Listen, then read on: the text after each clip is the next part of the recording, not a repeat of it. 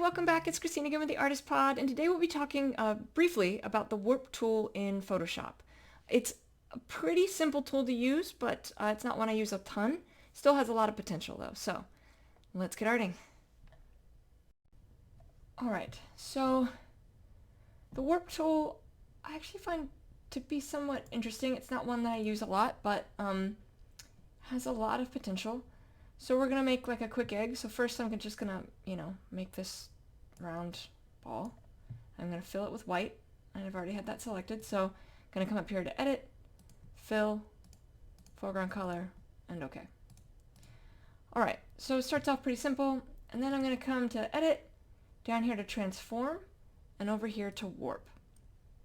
So you can see what that does. It adds sort of this box on it, almost like Free Transform. But what this allows you to do is to warp it, right? So I can push and pull different sections of it as I want. So for an egg, right, like you're going to have kind of this splattering happening. It's not going to be straight in all the spots. And you can push and pull on all these points. And then I'm going to hit Enter to accept. And if you need to do it more, you can just come down here and keep going. Transform, warp. And you can still push and pull.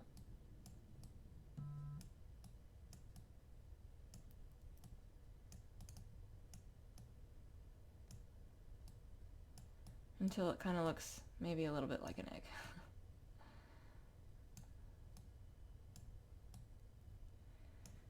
Now, the more you do that, the more it will blur the edges. If I do it too extremely, if I come over here, warp, and I do something crazy, well, for one, you can see that I just did something really bananas. We're going to undo this, but right, I just pulled that top all the way down, and you can kind of see it up here, right? You have some blurring happening, right? It's not clear any longer. It doesn't have that nice crispness to it. So as opposed to here where it's nice and clean. You can see that edge really clean, and then you come up here, not as much. So just keep that in mind as you're doing this. The more you twist and pull and pinch, the blurrier it's gonna get. So I'm just gonna do this a little bit more.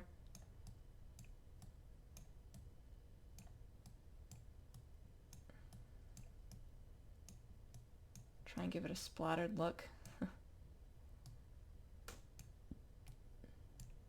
It's looking a little bit more square than I want it to.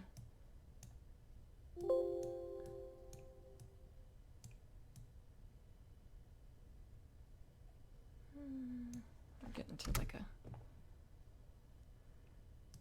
I don't know, fix a little bit, but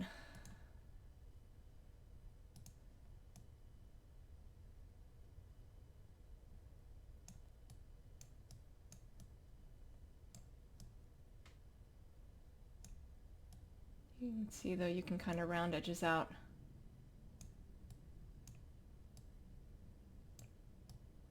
To give it different shapes and attributes. If you pull in the wrong spot though, you can hear it keep like dinging me.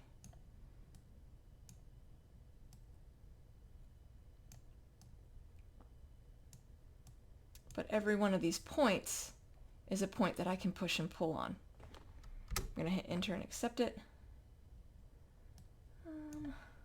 Maybe one last little push and pull. And it's just sort of a matter of experimenting with what you think would work.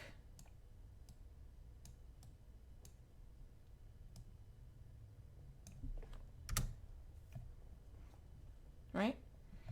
And then to complete the egg, I'm going to come over here to like a yellow. We'll do like an off, maybe an orangish yellow. I don't want it too bright.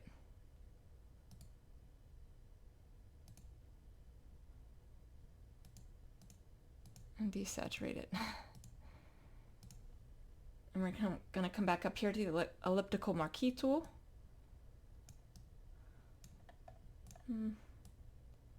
Have it whatever size you want, but